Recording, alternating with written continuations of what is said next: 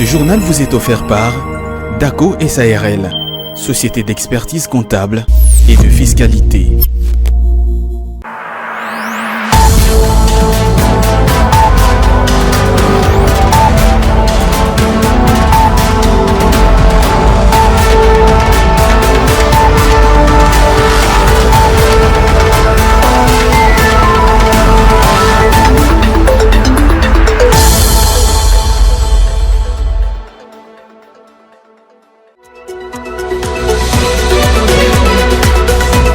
« 1250 agents et cadres des LONATRA, l'Office national des transports, sont partis à la retraite ce jeudi 9 novembre 2023.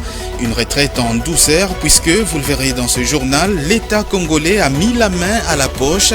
8 millions de dollars américains, c'est la somme que le gouvernement a disponibilisée pour ses agents. Vous écouterez le satisfecit des quelques retraités dans ce journal. Et puis le contrôle de conformité à la loi sur la sous-traitance initiée par l'ARSP se poursuit auprès des entreprises principales et multinationales dans la province du Lualaba. Cette fois, le cap a été mis sur Metalcol, une société minière. Enfin, l'état de l'avenue Senga, le long du marché Matadi-Kibala, laisse à désirer. Son délabrement ne facilite pas la vie aux commerçants de ce coin de la capitale. Reportage à suivre dans ce journal. Voilà tout pour les sommaires de cette édition du journal. Bienvenue à toutes et à tous. Plus de 1200 agents et cadres de l'Office national des transports, l'ONATRA, ont été mis à la retraite. Et c'est le président de la République, Félix-Antoine Tshisekedi, qui a ce jeudi 9 novembre 2023 procédé officiellement à la remise d'un chèque symbolique. Quelques retraités ont pour l'occasion manifesté leur profonde gratitude à l'endroit du chef de l'État et du gouvernement et lui ont demandé de s'impliquer davantage pour conduire ce processus jusqu'au bout. C'est un reportage de Igor Biwaka et c'est de Chamala. Une enveloppe de plus de 8 millions de dollars américains vient d'être remise à l'ONATRA, destinée à la mise à la retraite des 1230 agents. Ce qui constitue une première phase de ces processus, devant envoyer à la retraite 3239 agents répertoriés.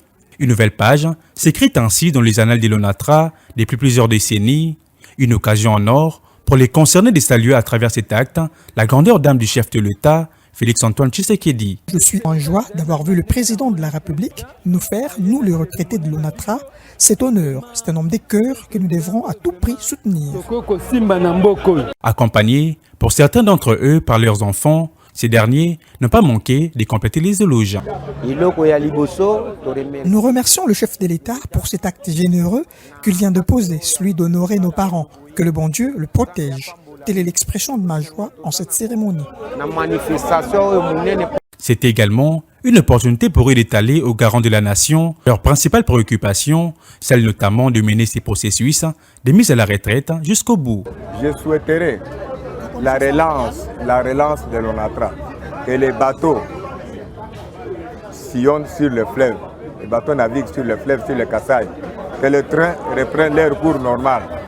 Le passionné souffre à l'ONATRA. La plupart de nos droits sont bafoués. Telles sont en somme nos doléances et que nous avons exprimées au chef de l'État. Sans omettre le fait qu'il y a de ceux qui ont fait plus de 2 voire 8 ans avec ces statuts. Signalant que l'effectivité de ces processus donnera une bouffée d'oxygène à cette entreprise du portefeuille de l'État qui peine à liquider ses dettes et à s'y remettre sur le rail. Tout à fait autre chose, une délégation des syndicalistes membres du CIRAP s'est rendue ce jeudi 9 novembre 2023 à la primature. Objectif de leur présence sur les lieux, remercier le chef du gouvernement congolais pour avoir doté aux agents des carrières des services publics de l'État 23 ans après le décret de chef de bureau et de chef de division. Conduite par leur président, l'ingénieur Paul Yapaï. Cette délégation était reçue par le directeur des cabinets du Premier ministre au nom justement de Sama Lukonde. Regardez.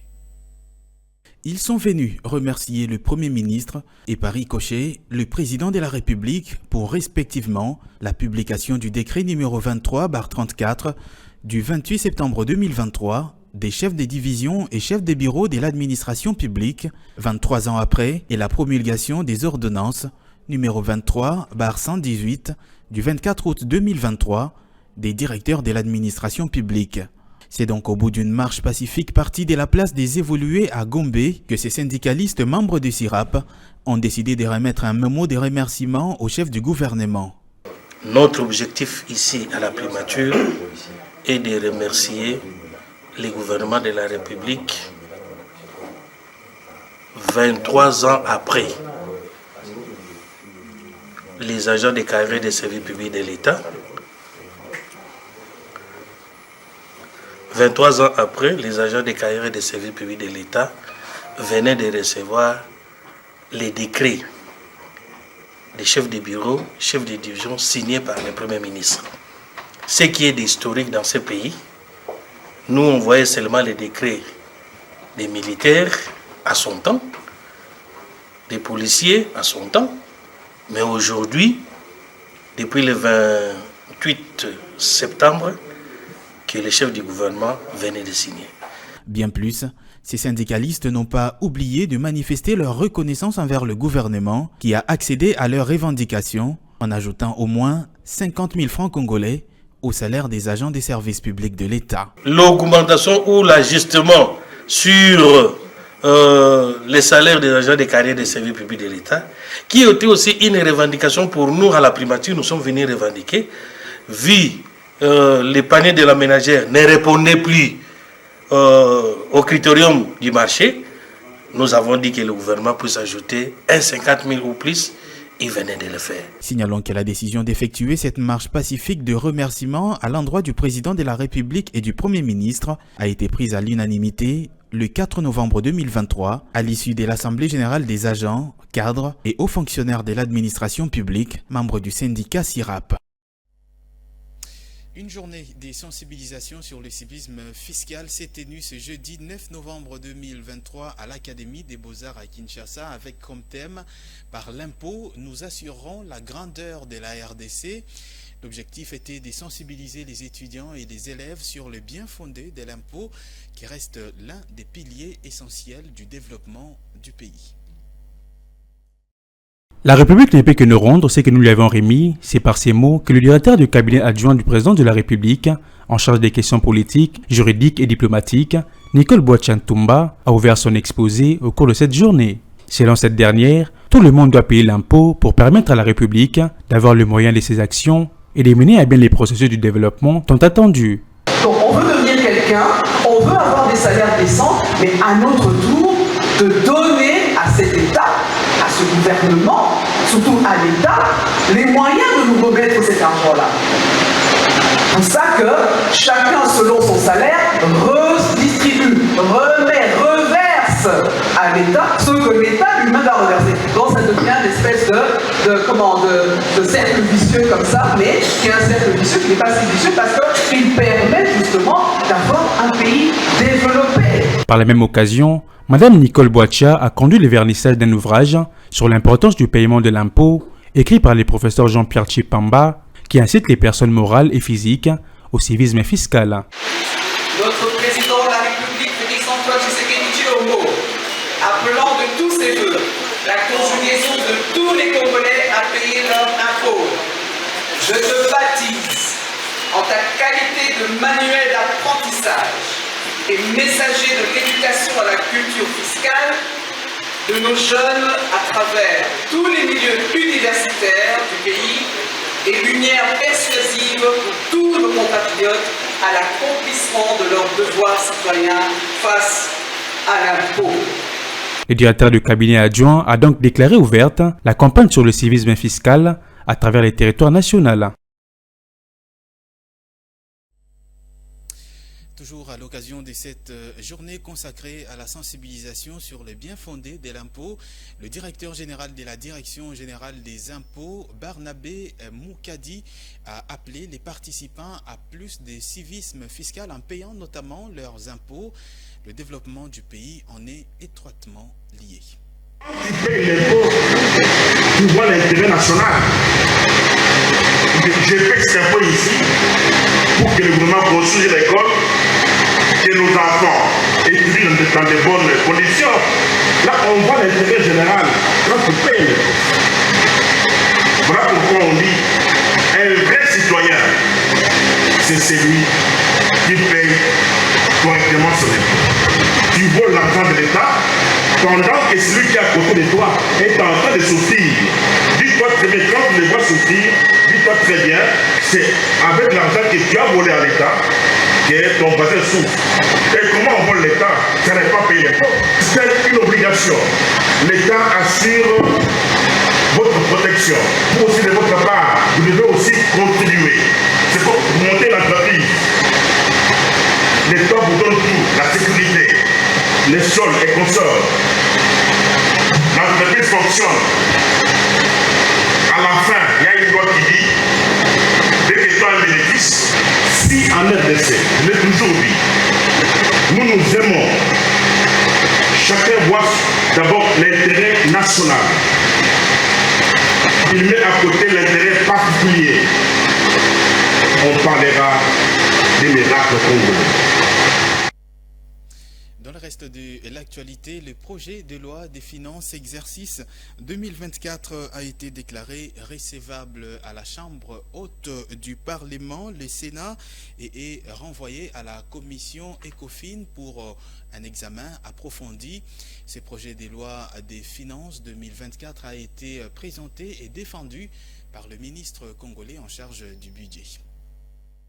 L'élaboration de cette loi traduit les efforts constants que le gouvernement de la République a entrepris pour matérialiser la vision du chef de l'État, consistant à faire de la RDC un État fort, émergent et prospère. Le ministre du Budget a indiqué que ces efforts se concentrent sur les principaux axes, dont la sécurisation du pays, la restauration de l'autorité de l'État, la poursuite de la mise en œuvre du programme de développement local de 145 territoires, la politique de la diversification de l'économie nationale, et aussi la mise en œuvre des politiques phares du chef de l'État dans le secteur de l'enseignement et la santé, portant respectivement sur la gratuité de l'enseignement et des accouchements. Tel qu'adopté par l'Assemblée nationale, le mardi 24 octobre dernier, le projet de loi est présenté en équilibre, en recettes et en dépenses à 40 534 milliards 856 291 177 francs congolais. Ces chiffres représentent un accroissement de 24,9% par rapport à celui de l'exercice 2023. Faut-il savoir par ailleurs que la loi des finances de l'exercice 2024 repose sur les principaux indicateurs et agrégats macroéconomiques, entre autres le taux de croissance du PIB à 6,4%, les déflateurs du PIB à 10,6%, les taux d'inflation moyen à 10,9%, les taux d'inflation fin période à 10,4%, les taux de change moyen à 2518,3 francs congolais les dollars, le taux de change fin période à 2535,5 francs congolais les dollars, le PIB nominal à 179 338,3 milliards de francs congolais et le pression fiscale à 13,5%. Dans le reste de l'actualité, la loi modifiant et complétant celle portant sur les statuts des agents des carrières des services publics de l'État a été déclarée tout récemment recevable à l'Assemblée nationale. Et justement, à ce sujet, Jean-Hilaire Koudinga, président national du collectif des agents et fonctionnaires de l'État pour le renouveau, a, au cours d'un entretien accordé à nos reporters ce jeudi, estimé qu'il serait efficace que la prochaine loi tienne compte de l'expérience, mais aussi de l'amélioration des conditions salariales, tout en renforçant les contrôles pour éviter les malversations. Pour encourager quelque part, dans certains services, le recrutement a commencé à être amélioré, comme l'actuel, si vous voulez, le ministère des numériques. Là, au moins, on a procédé à la sélection pour le recrutement. Alors, nous voulons bien que cela emboîte les pas de tous les autres services restants. Que le recrutement tienne compte, comme je l'ai dit pour ne pas me répéter, des critères dont la compétence et l'équilibre géopolitique aussi. En matière de salaire, si je comprends bien, nous devons reconnaître que les salaires est modique, madame. Les primes, ce n'est pas tout le monde. Certains, 30, 100 000, mais il y en a d'autres des millions. Donc, nous voulons que d'abord, les salaires soient améliorés. Les salaires doivent être améliorés parce que Ça permet à l'agent de s'auto-suffire, si vous voulez. Le personnel lui-même doit être capable de donner pour chaque service le nombre réel d'agents qui y travaillent. Ça, c'est un problème, c'est un défaut. Il faudrait que de ce côté-là, les gestionnaires du personnel soient capables de connaître dans chaque service combien d'agents qui y travaillent. Et nous avons des criers ici, déplorer le recrutement en soi. Et dirais-je, est mauvais. Comment voulez-vous que la maîtrise des effectifs soit là? Tout doit aller de pair. On recrute pour combien de postes organiques? Aujourd'hui, il y a pléthore. Ça, disons-le, madame. Le recrutement qu'il y a eu, comme je l'ai dit en 2018, n'a pas tenu compte des cadres organiques des différents ministères. C'est ce qui fait qu'il y a pléthore. L'autorité de régulation de la sous-traitance dans les secteurs privés poursuit sa mission dans l'espace Katanga. Aucune société principale ou grand groupe multinational ne sera exemptée par le contrôle des conformités dans la mise en œuvre de la loi sur la sous-traitance en RDC. Le directeur général de l'ARSP, Miguel Katembe Kachal, enchaîne des descentes vers les sociétés minières. Cette fois-ci, il a placé le cap vers Métalcol dans la province du Lualaba. Il n'y a pas de repos pour le numéro 1 de l'ARSP qui poursuit avec la grande mission de contrôle de la province de Lualaba. Chez Métalcol SA, comme de les sociétés précédentes, le maître mot du DG Miguel Kachal reste l'accès au contrat de sous-traitance. Être enregistré dans les systèmes, c'était un miracle. Mais aujourd'hui, grâce au leadership éclairé du président de la République et grâce à sa détermination, il a voulu que l'État prenne ses responsabilités afin de pouvoir faciliter notre population à l'accès au marché de la sous-traitance qui est le seul moyen de matérialiser la dite vision du chef de l'État de faire des millionnaires congolais. Remettre les Congolais dans leurs droits en référence de la loi sur la sous-traitance en République démocratique du Congo est une lutte qui tient à cœur le président de la République, mené par son gendarme Miguel Kachal, avec actuellement une adhésion massive des opérateurs économiques à travers le pays. Du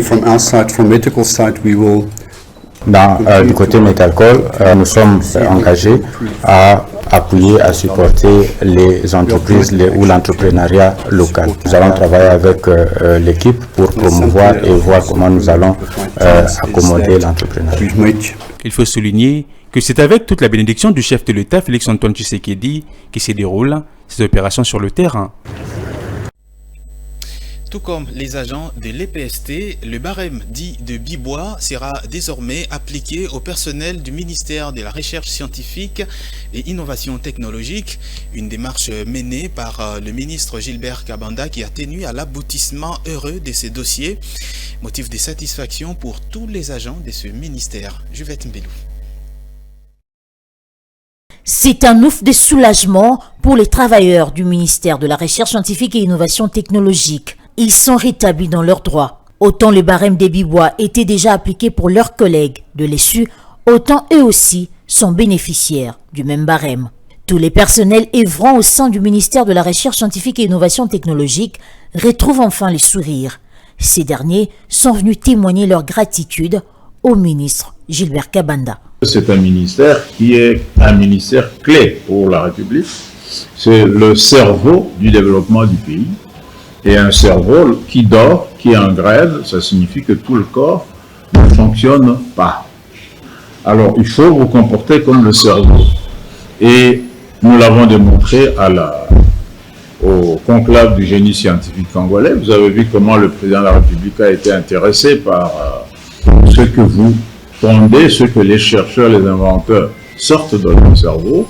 Leur syndicat national n'a pas manqué d'exprimer ses impressions à l'endroit du ministre de tutelle. Les agents de la recherche scientifique ont été ramenés au barème intermédiaire de l'enseignement supérieur et ça nous satisfait jusque-là. Et nous espérons que le gouvernement continuera à respecter ça parce que les personnels de la recherche scientifique, aussi bien que ceux de l'enseignement supérieur universitaire, sont régis par la même loi. Ainsi, tout est bien qui finit bien. À partir de ce 4e trimestre, les personnels des centres, instituts et services de la recherche scientifique vont bénéficier du traitement de la prime institutionnelle à la hauteur du barème intermédiaire déjà appliqué à l'enseignement supérieur et universitaire. Du coup, ils décident de mettre fin à leur mouvement de grève et de se mettre immédiatement au travail. Partenariat gagnant-gagnant comme levier de croissance socio-économique est le message qu'a apporté la République démocratique du Congo au Forum mondial de l'Internet à Wuzhen en Chine. Et c'est le ministre des PTNTIC qui l'a souligné lors de son allocution à cette occasion ce jeudi 9 novembre.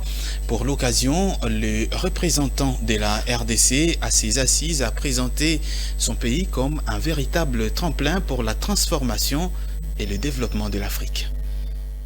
Dans son allocution devant plusieurs personnalités invitées venues de différents pays du monde, Augustin Kibasa Maliba a d'abord remercié le dirigeant chinois pour l'accueil chaleureux réservé à la délégation congolaise et à lui-même.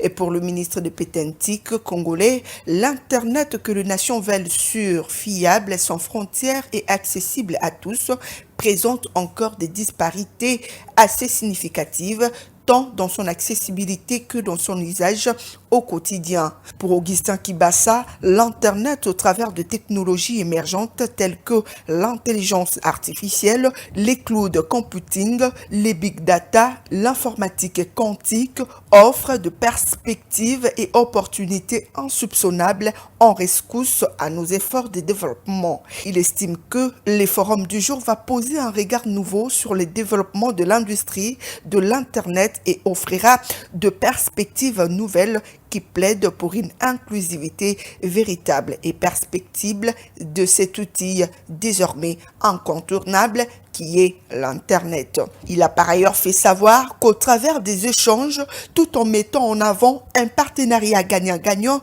consolidé par une coopération élargie, ils peuvent parvenir à une meilleure qualité d'accessibilité et d'utilisation de l'Internet comme le levier le plus économie émergente et le moteur de croissance socio-économique de chaque pays.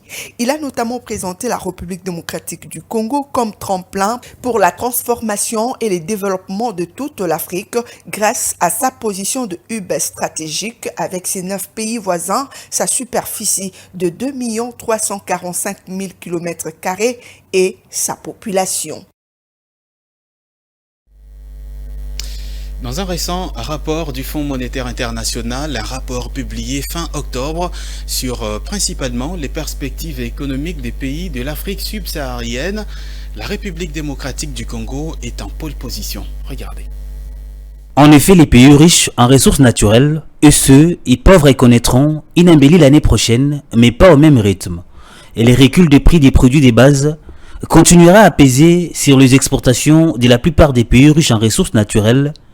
Mais dans l'ensemble, leur croissance va tout de même s'améliorer en passant de 2,6% en 2023 à 3,2% en 2024, principalement grâce à la consommation privée et dans certains cas, grâce à la remise pour certains ou encore la mise en service pour d'autres d'un certain nombre de projets d'exploitation des hydrocarbures, le cas du Niger et du Sénégal, et au démarrage de la production de plusieurs projets miniers pour le Libéria, le Mali, la République démocratique du Congo et la Sierra Leone. Concernant les pays pauvres en ressources naturelles, leur croissance devait bénéficier à la fois de la bonne tenue de la consommation et de l'investissement et devrait passer de 5,3% à un niveau impressionnant de 5,9%.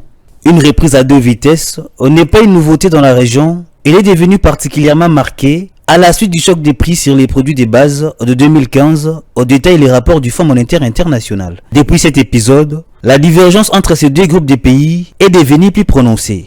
Aucun des deux ne devrait se rétablir complètement de la crise, mais les pays pauvres en ressources naturelles résistent mieux grâce à la plus grande diversification de leur économie. En revanche, dans les pays riches en ressources naturelles, un manque de diversification économique et une plus grande vulnérabilité face au choc extérieur entame la confiance des investisseurs et pèse sur l'activité avec un effet négatif sur les perspectives à court terme et à la croissance potentielle à long terme. Venons-en maintenant à cette information que j'ai annoncée dans le sommaire. L'avenue Senga, le long du marché Matadi-Kibala, dans la commune de Mongafula, se trouve dans un état de délabrement très avancé. Une situation qui perturbe les activités commerciales qui se déroulent sur ces lieux de négoce. L'occasion pour les commerçants d'interpeller ce jeudi 9 novembre les autorités urbaines et solliciter par la même occasion et de façon urgente leur accompagnement. C'est un reportage de Divine Mwenze, Grace Luyanga et Jonathan et Joe Manana. C'est entre la grâce et une insalubrité qui saute aux yeux que les commerçants exposent leurs marchandises. Ici, nous sommes sur l'avenue Senga, le long du marché Matadi-Kibala, dans la commune de Mongafula, un lieu de négoce très réputé et qui reçoit les marchandises venant du Congo profond via notamment cette avenue profondément délabrée. Sans compter les conditions d'hygiène qui ne sont pas réunies pour favoriser les activités commerciales qui sont ainsi perturbées. Il y a de quoi susciter l'indignation des commerçants qui en parallèle attirent la particulière attention des autorités urbaines. Nous perdons la clientèle à cause de l'état de délabrement très avancé sur cette route. Cela n'est-il pas synonyme de perturber nos activités commerciales? Que les autorités pensent à nos doléances, car c'est par ces activités que nous prenons en charge les membres de nos familles. Regardez de vous-même l'état dans lequel se trouve l'avenue et le parsemé d'immondices. Nous estimons que votre présence poussera les autorités à songer au petit peuple vivant dans ces coins de la capitale, afin de nous sortir de ces situations difficiles. Triste est de constater que dans la plupart des lieux de négoce, à Kinshasa principalement, les conditions hygiéniques ne sont pas toujours réunies en parallèle du délabrement de plusieurs artères. Aux autorités de s'impliquer activement afin d'améliorer la situation. Place à présent à la revue des presses avec Fulgence Milaï.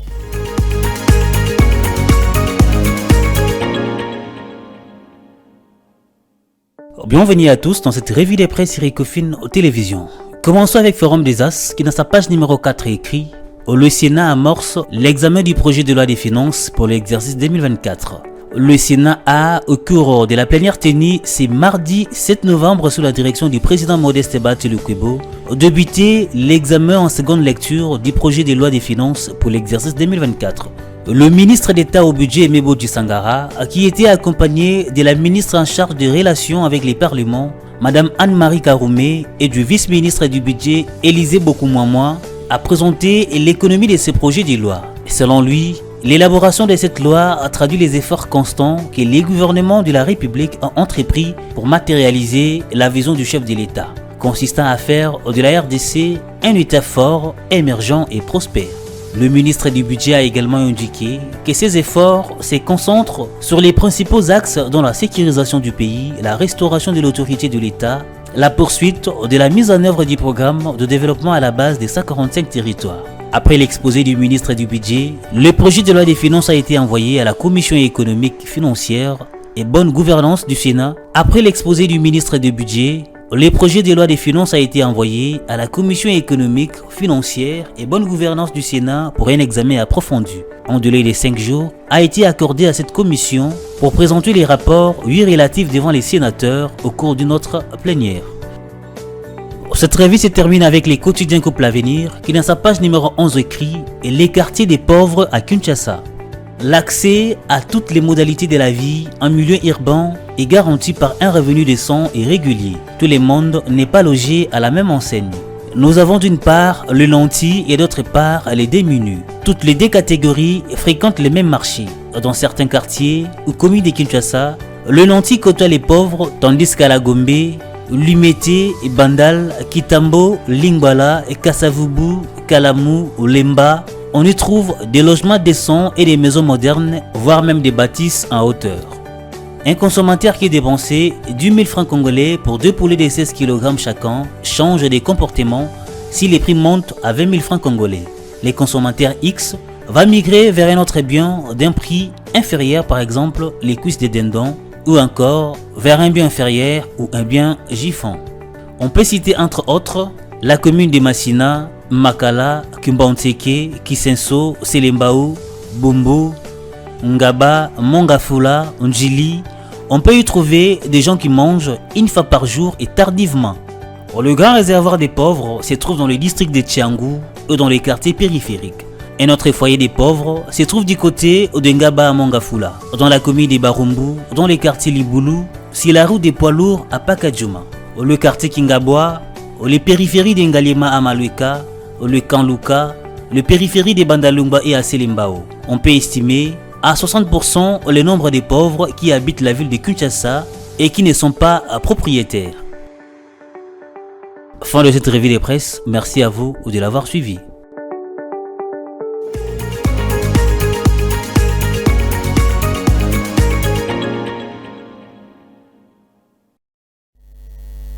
Et place à présent au rappel des titres de cette édition du journal. 1250 agents et cadres de l'ONATRA, l'Office national des transports, sont partis à la retraite ce jeudi 9 novembre. Une retraite en douceur, puisque vous l'avez vu dans cette édition du journal, l'État congolais a mis la main à la poche, 8 millions de dollars américains. C'est la somme que le gouvernement a disponibilisée pour ces agents qui ont manifesté leur satisfecit. Et puis le contrôle de conformité à la loi sur la sous-traitance initié par la RSP se poursuit auprès des entreprises principales et multinationales dans la province du Lualaba. Cette fois, le cap a été mis sur Metalcold, une société minière. Enfin, l'état de l'avenue Senga le long du marché Matadi-Kibala laisse à désirer. Son délabrement ne facilite pas la vie aux commerçants de ce coin de la capitale. Un reportage que vous avez suivi dans ce journal. Fin complète de cette édition du journal sur votre télévision. Merci à toutes et à tous de l'avoir suivi. Excellente suite des programmes sur votre télévision.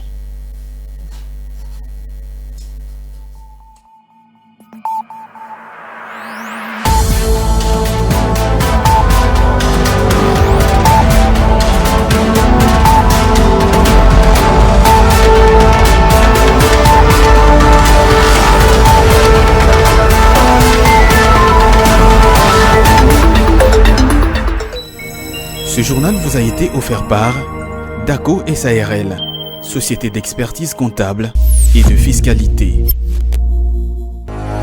Dans une sphère médiatique, essentiellement tournée vers des contenus généralistes, où l'originalité n'a plus sa place au chapitre, où le secteur de l'économie et finance, pourtant poumon d'un État, sombre dans les oubliettes, voici enfin Ecofin Télévision. Économie et finance télévision, votre chaîne thématique essentiellement économique, vous offre un contenu original. Nous traitons des questions monétaires, commerciales, énergétiques, minières, pétrolières et environnementales. Notre créneau, vous proposer des informations, des analyses, des perspectives et prévisions économiques. Ecofin Télévision vous permet également de comprendre la coopération entre les États et les institutions, sans oublier l'épineuse question de la dette.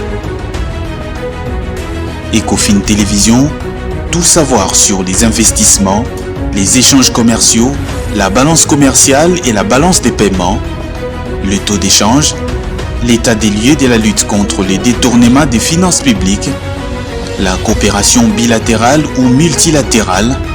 Ecofin Télévision vous explique comment l'économie nationale est directement liée à l'économie mondiale. Notre particularité fait notre originalité. C'est pourquoi nous disons Ecofin Télévision, mieux que savoir sur l'économie et finance, comprendre.